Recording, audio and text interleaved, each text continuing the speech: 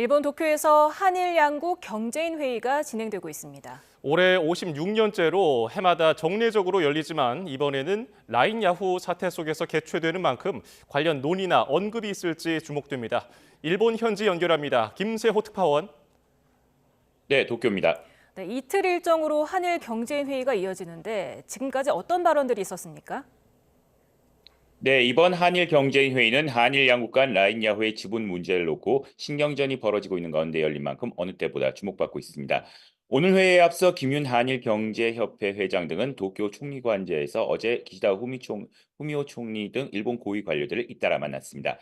기시다 총리는 일본 정부, 국회, 민간 등 모든 차원에서 양국 협력을 더 폭넓고 견고하게 만들겠다고 밝혔습니다. 다만 기시다 총리와의 면담에서 라인 야후와 관련한 언급이 있었는지는 확인되지 않고 있습니다. 오늘 경제인 회의에서는 아직까지 라인 야후와 관련한 직접적인 언급은 나오지 않았습니다. 다만 윤덕민 주일 한국 대사는 축사에서 뼈있는 언급을 했는데요. 윤 대사는 한일 정부가 기업들의 상호 투자를 적극 환영하며 공정한 비즈니스 환경을 마련하고 유지해야 한다고 말했습니다. 그러면서 자유시장 경제 원리, 투자자 보호는 한일 정부가 공유해야 할 중요한 가치임이 분명하다고 강조했습니다.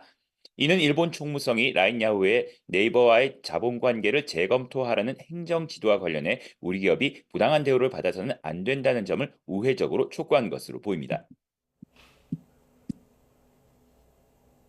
일본 총무성이 라인 야후의 행정 지도에 대한 입장을 밝혔죠.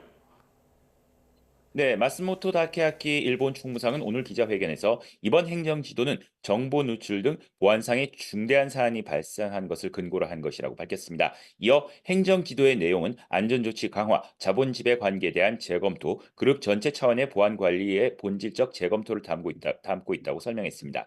그러면서 경영권이라는 관점에서 자본을 재검토하도록 요구한 것이 아니라며 기존의 입장을 반복했습니다. 마스모토 총리상은 라인 야후가 어떠한 재검토 방안을 취할 것인지 추후 보고에서 확실히 확인할 것이라고 강조했습니다.